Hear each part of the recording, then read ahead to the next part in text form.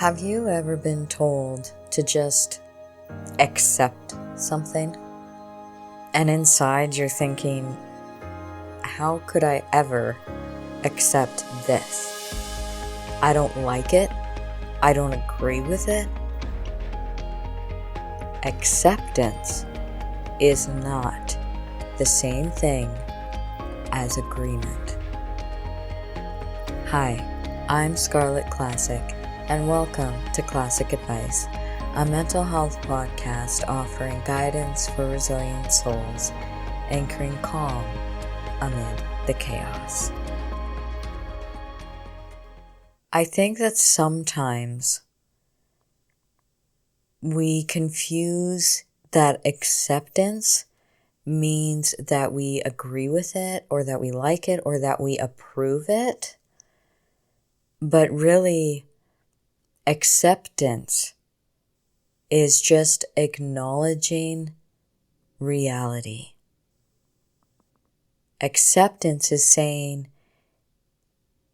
this is what it is, even if I don't like it, even if I don't agree with it.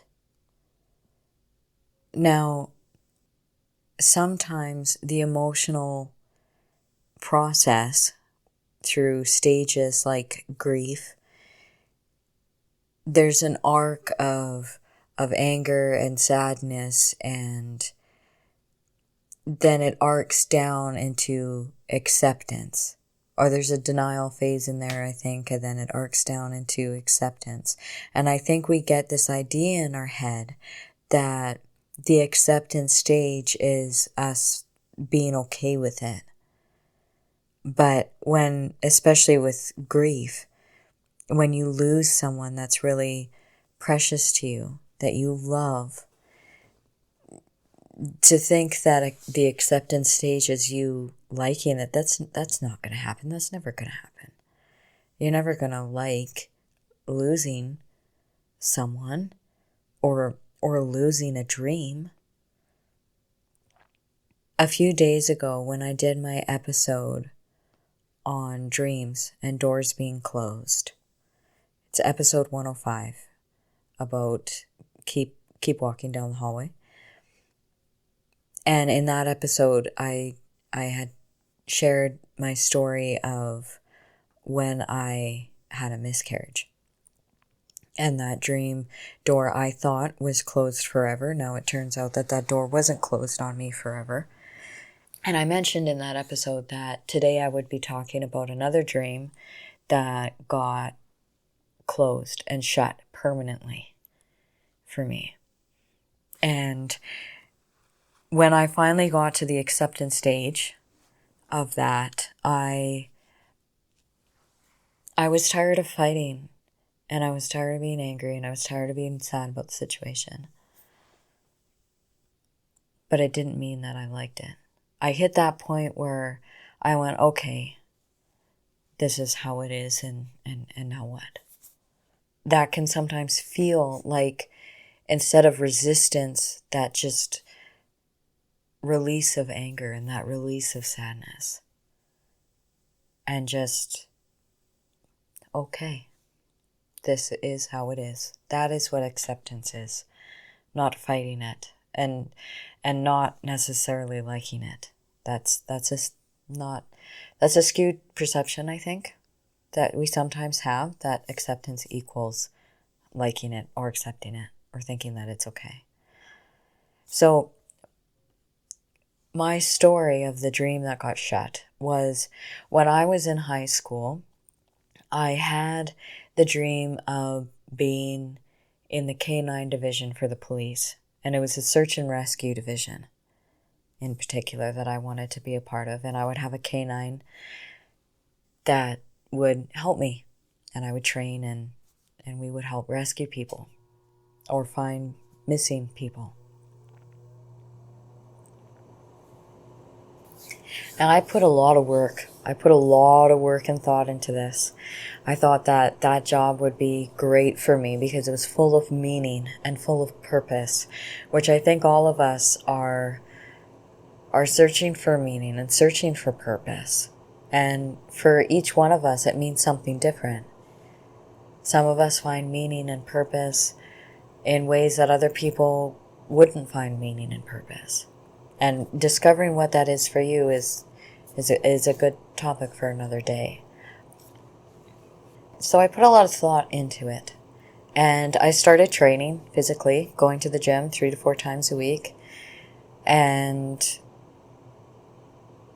I was getting really, really excited about my future because I had a goal that I could go towards. I had a vision of what my life was going to look like. And I could really see myself happy doing that career. Full of purpose, full of meaning. And I absolutely love dogs. I feel lost when I don't have a dog. So I'm still working out of town. I miss my dogs. I miss my family and I miss my dogs. Dogs are a big part of my life. But I remember one day, and I was sitting at my dad's computer and I went on their website because I was just excited. I wanted to see their program. I wanted to, daydream a little bit of what my life was going to look like again. And I was going through all of their qualifications for being accepted into the program. And one of the things that it said was that your eyesight had to be at a certain level, your physical fitness, and your hearing had to be at a certain level. And that got me thinking, and I was talking to my parents, and I realized that I'd never gotten my hearing tested. And I double-checked with them, and yeah, they confirmed that, my hearing has never been tested. So it was probably a good idea that we go do that. So they booked me in, and I remember my dad took me. Not very long after that, and my world shattered. My dream just shattered into a million pieces, and that door slammed shut in my face. I found out that day that I was half deaf. There was no workaround. There was no problem solving. Hearing aids would not be acceptable because if your battery dies, if your hearing aid for whatever reason gets damaged, they need those officers to be able to hear. Now, I haven't checked lately. They maybe have changed their standards since, but I went on a different path because I was forced to. So I don't know about their standards now, but back then, when I was going to go into that career, that's what their standards were. And that door was slammed shut in my face. My whole world fell apart. I remember that day like it was yesterday. I remember driving back home after that appointment. My dad didn't say anything. Or if he did, he said very little. I didn't say anything, I don't think. I remember feeling like I was in shock. I remember thinking, what am I going to do now? Because school, up until that point, was so incredibly hard for me. And now we finally knew why.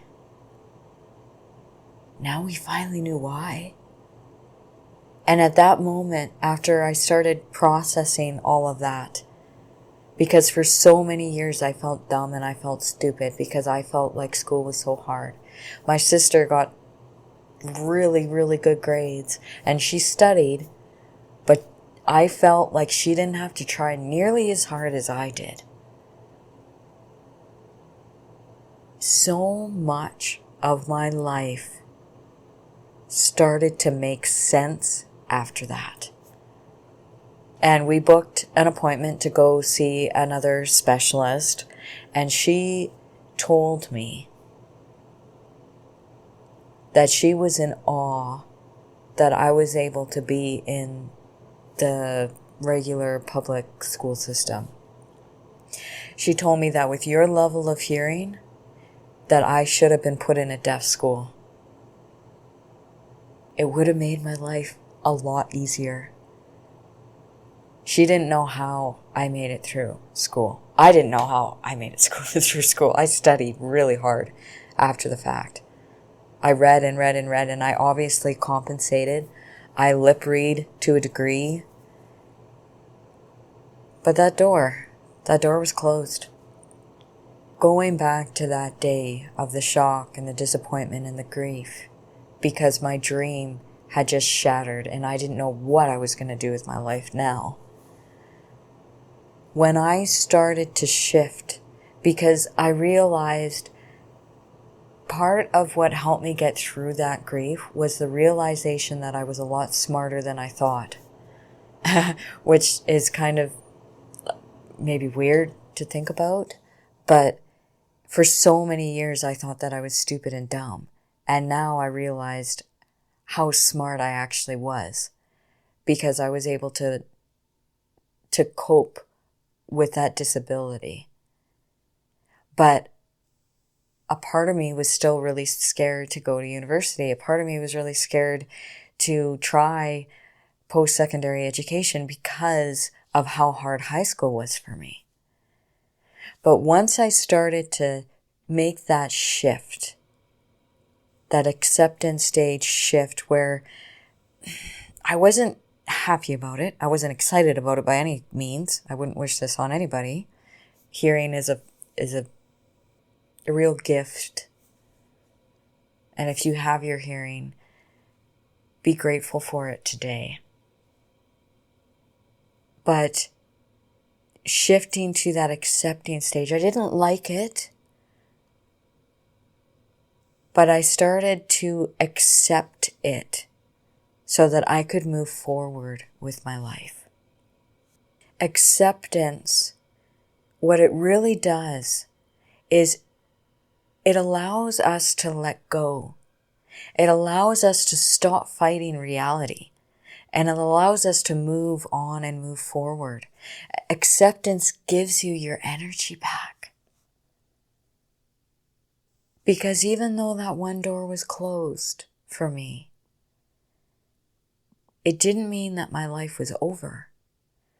We got me hearing aids, and there's still a lot of doors that are open to me. I just had to let go of that one particular dream, which was hard, and I didn't like it, but I learned to accept it. That something else was meant for me. Some other purpose was meant for me. Some other dream. And just because I hadn't found it yet, didn't mean that it wasn't there. I think sometimes we get stuck in the thinking that if I accept this, then I'm saying that it's okay, that I'm agreeing with it, that I like it. So we resist it. We stay stuck and we keep replaying it. We stay stuck because we don't want to agree with it. This goes as well that if you're a parent and you're watching your kids go down a road that you don't agree with or you don't like, and you can see where they're headed. I think one of the hardest things as a parent is detaching yourself from your kids in that regard and letting them make their own choices and letting them make their own mistakes. To a degree, obviously, but because they have their life that they need to live. And sometimes we learn best through mistakes. Sometimes we have to let go and say, well, I don't agree with this. And I'll have that conversation with my kids a lot too. And I'll tell them, look, if you keep going down this road, I am telling you, this is where it leads. And I have to tell you that to be a good parent. I have to let you know that this is where you're headed. But you're old enough now that you need to make the decision for yourself. My kids are 9, 13, and one is almost 15. So they're getting to that age where as parents, we have to take that back seat, because pretty soon my oldest is going to be on his own. He's going to be graduated from high school. He's going to be looking for his own place. And his day-to-day decisions are going to be his own. So he needs to start practicing those day-to-day decisions now, where he has a few years left living with his dad and me and his stepdad to help guide him down a good path, to help guide my middle son and my youngest son down a good path. And obviously we have to pair them different because they're different ages. But if you're a parent, you understand, I think, what I'm trying to say, that detaching yourself from those and saying, I don't agree with what you are doing. As a good parent, I need to tell you this is where you're headed. But taking that step back and saying, well, now you need to walk your walk. I can't walk that walk for you. I can't walk your life for you. I can't live your life for you, right? They need to live their own life. And that goes for us too. Letting go of that dream of being in the canine division was really hard for me, but I didn't have a choice. I was forced into it, or out of it, I guess, depending on how you look at it, because of my hearing. And as the years went on from there, and to this day, over the years, my hearing loss is progressive. My audiologist told me years ago that one day, you're probably not going to have any hearing at all. When that day comes, how fast it's going to progress, we don't know. That's another reality of mine, that I need to accept it, because there's nothing that I can do to change it. There is nothing I can do to change it. So I have to accept it, or I'm going to be stuck. I'm going to stay stuck. If you're holding on to something right now, if there's something you don't like, you don't agree with, you don't have to like it. You don't have to approve of it. You can accept someone's choices without agreeing with them. You can accept your life circumstances without liking them, just like me and my hearing. You just have to acknowledge it. Acceptance isn't about liking or agreeing with it. It's about freeing yourself from it. You don't have to agree to let go. Thank you for tuning in to Classic Advice, guidance for resilient souls. May you stay anchored in what steadies you, rise resilient through what challenges you, and carry calm into whatever comes next. Take care. Love ya. Bye.